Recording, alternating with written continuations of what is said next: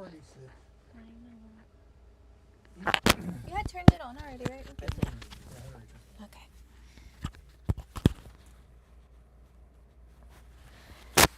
They didn't dress up today. You didn't dress up? No, the Hoda and Jen. I think it was just for a while that they were probably dressing up. My wire. Get in right there. I think they don't see it. Okay. We are ready. Right there. Take a little step to your left.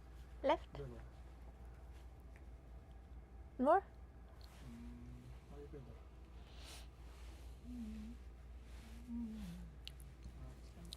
Yep, yep. there?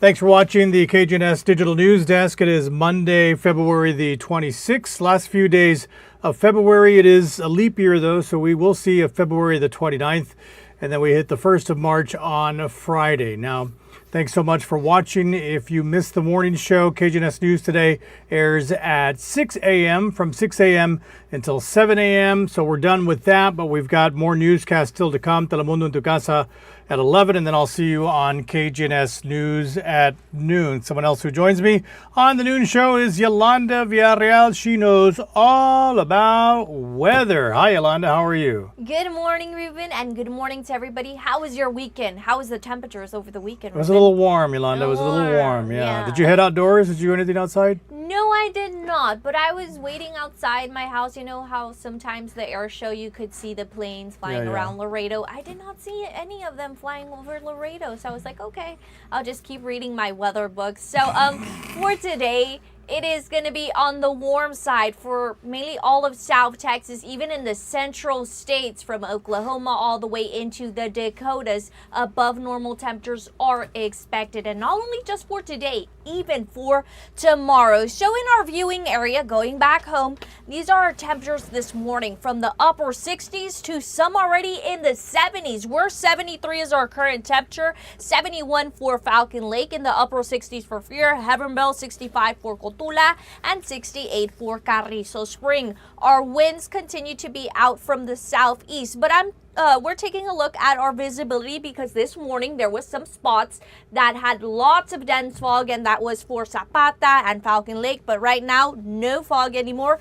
This could be possible once again tomorrow morning in your early commute, that you might be getting some of this dense fog. So Cotula is still seeing some of that fog all the way into San Antonio. San Antonio, there is a fog advisory going on for you guys. So now moving on to those winds. So there's a high pressure in the Gulf of Mexico in the east parts of Texas. So that high pressure is keeping the flow of these southeasterly winds, and that is causing this warm air mass for us here in Texas. So right now we do see winds about 5 to 7 miles per hour. It is going to be a breezy night for us tonight, gusts up to 26 miles per hour. For today, this is what we could expect this afternoon all the way into the evenings. You do notice that those temperatures are going to be on the warm side even for tonight, in the upper 80s around 7 p.m. and then by 10 in the upper 70s. So what could we expect for the next coming days for the month of March? For the 2nd all the way to the 6th, above normal temperatures from the Dakotas all the way down into Texas, even into the southeast, and in parts that they're not used to, above normal temperatures in the Great Lakes, Chicago, all the way into the northeast, New York, New Jersey, and then areas that are going to be below normal temperatures would be in California all the way into Seattle, even in parts of Utah and Arizona. So this is expected according to the Climate Prediction Center for March the 2nd all the way to the 6th. And you know, going back home, today is the last day you could go and enjoy that carnival, and the temperatures would be around 1 p.m. in the upper 80s, then by 5 p.m. in the 90s, then for the night in the upper 80s. So for tonight, we're expected to drop into the low 60s. Look at that upper 90 for tomorrow. Some spots are not going to be, well, I wouldn't say lucky, because they're expected to reach that 100-degree mark for tomorrow. I'm hoping we're not one of them, Ruben, because it is going to be hot. Then we notice by Wednesday, there's another cold front expected to pass through midday for Wednesday, and it's going to be dropping our lows once again back into the 50s for Wednesday, Thursday, and Friday. And then Thursday and Friday, we also notice our highs would be dropping into the 60s and 70s. Then over the weekend, the return of those southeasterly winds will be increasing our highs back into the 80s and 90s. Back to you, Ruben. Gosh, Yolanda, 97 degrees tomorrow. Yeah. Goodness gracious. That's why I said I don't think it's going to be lucky if you reach that 100-degree mark. It's not lucky. Well, it is what it is. Thanks, Heat Yolanda. wave's going to love the heat, though. I'm Heat sure wave he loves. is, of course. Yolanda will be on Telemundo at 11, and then I'll see you on KGNS News at noon. Thanks, Yolanda. Thank you. Alrighty, there we go. You're good to go, Yolanda. Thank you. All right, I'm going to take a quick break. We will be right back on the website at kgns.tv. Also, we are live to our YouTube channel as well. Stay with me.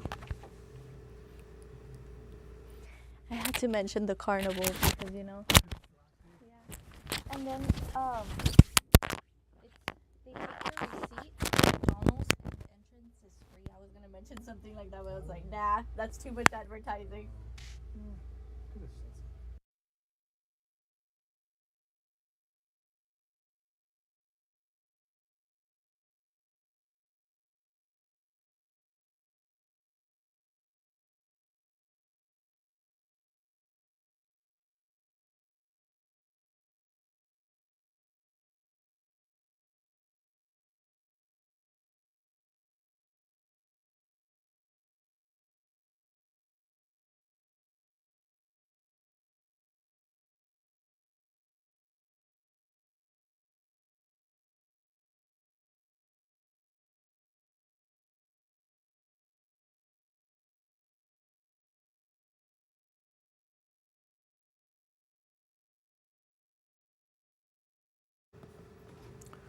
Well, we're coming back with a look at traffic. This would be Loop 20 at Sinatra. A little bit of traffic out there on this Monday.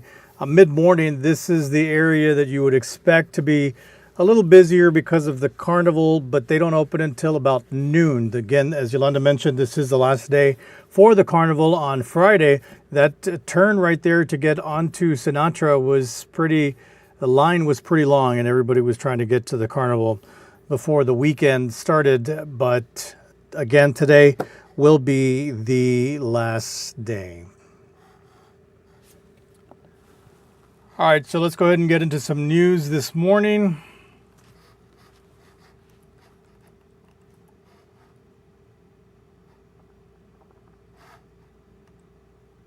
By the way, before I get into the news, there is already word that President Biden will be coming to the border. He will be visiting Brownsville on Thursday. On that same day, former President Trump and candidate for the presidency once again, he'll be visiting Eagle Pass. So that's a big story that broke this morning already, that Trump coming to Eagle Pass, Biden will be going to Brownsville, both addressing, of course, border security. So we'll keep an eye on that story. That's definitely going to be a big story for the week. And of course, elections continue. Early voting continues today. This is the final week before the primary election next Tuesday on the 5th. Well, after a recent string of accidents along Loop 20, some of which have involved motorcycles, the Texas Department of Transportation is offering some recommendations to try and avoid being a victim. One of the most important bits of advice they have is for drivers to be aware of their surroundings and to avoid distractions such as cell phones while behind the wheel. Drivers and motorcyclists alike need to do their part to make sure that they do everything in their power behind the wheel to try to save lives, because motorcycles are not protected like people in vehicles. So definitely we need to be more careful around them. We need to remember that they're around us all the time. Well, one other thing they are reminding drivers, they're urging them to remember to follow the speed limit. It is a case that rocked communities across the state.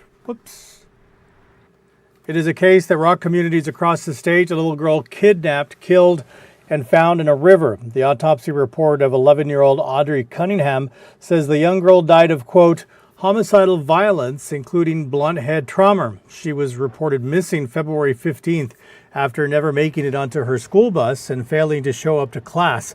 She was last seen with a family friend who was charged with capital murder for her death this past Wednesday. Last week, we spoke with local law enforcement about the nature of the crime. As with this tragedy that occurred in North Texas, I guess the message is be very careful with who you have a circle of trust. Most violence towards children, especially now, I think growing up, depending on what your generational gap is, it's the whole stranger danger thing, and there's always that.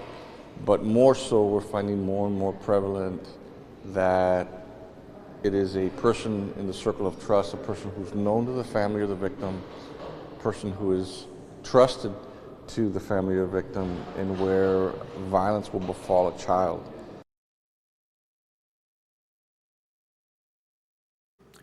Well, Audrey's body was found by divers in the Trinity River in Livingston.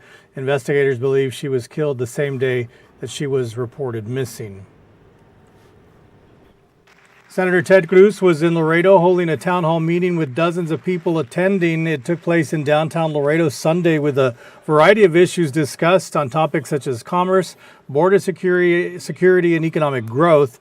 The most highlighted topics were the importance of trade in the community and the proposed 4-5 bridge. On that note, Cruz says the presidential permit has not been signed. However, the president has 180 days to sign the permit. If not, it'll get granted automatically. Senator Ted Cruz says once the permit is approved, it'll help further trade and bring more jobs to the community. It's going to have a huge impact on South Texas and all of Texas. Every year, Texas and Mexico do over $800 billion in trade. That's enormous commerce.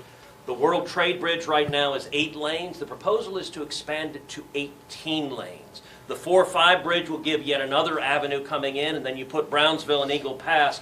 All of that benefits farmers in Texas, ranchers in Texas, small businesses in Texas, manufacturers in Texas, and it benefits Texas consumers. And I'll tell you what it also does. It benefits the whole country.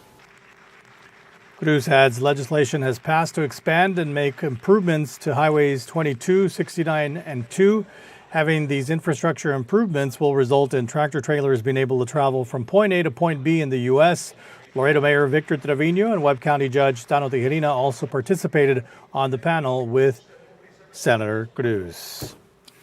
I'm going to take one more break, and when we come back, some health news, plus the amnesty program at Municipal Court starts today. I'll have those details when I come back.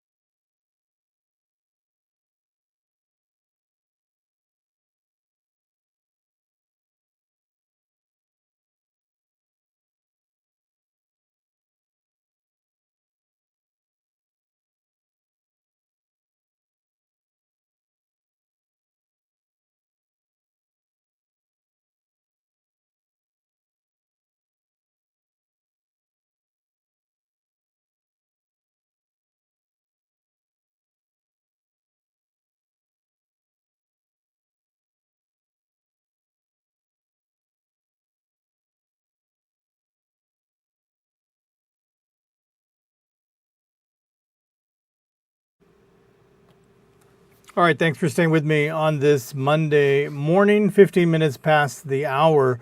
Laredo Medical Center unveils a $6.9 million upgrade to their catheterization laboratories in a ceremony held Thursday.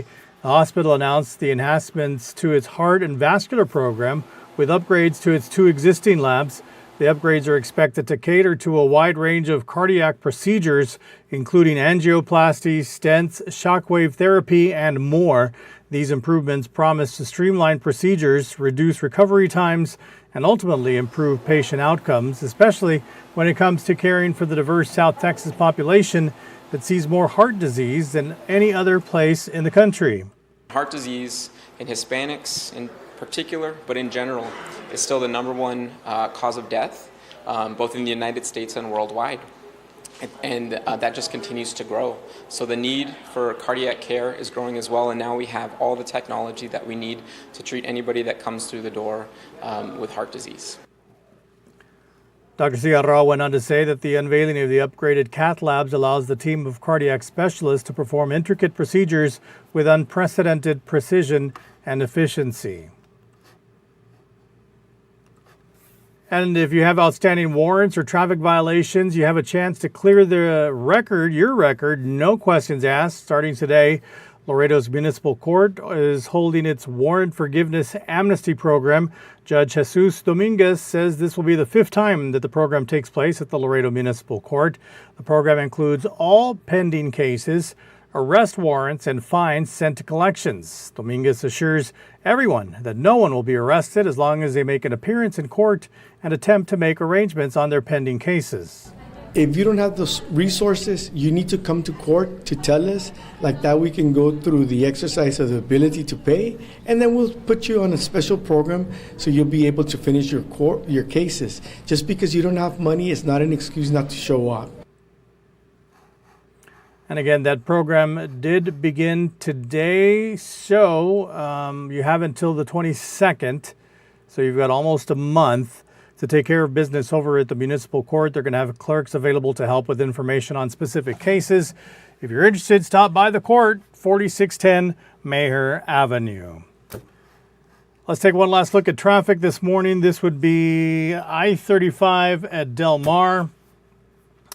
Traffic moving slowly, not slowly, traffic moving, not a whole lot happening this midday. And just a reminder, we've got more newscasts coming up. We've got Telemundo en tu Casa up next at 11. Then we will have the KGNS noon show, KGNS News at noon. Then all of our afternoon newscasts still to come. Also, we've got a couple of guests on Telemundo en tu Casa and on the noon show. Actually, it's the same guest, Eddie Millan from City of Laredo Parks and Recreation. He's going to talk about the upcoming Kite Festival, a very popular event that happens every year around spring break time. So make sure you tune into our newscasts and make sure you have our KGNS app, our Telemundo app. You've got plenty of news at our websites as well, kgns.tv, telemundolaredo.tv, and of course the KGNS and Telemundo app. In between newscasts, we still have news coming in on the website. So there's always some posting happening via our digital products. So make sure you check it out as well to stay informed. Okay, that's it for me. I will see you on KGNS News at noon. Thanks for watching. Have a blessed rest of your day.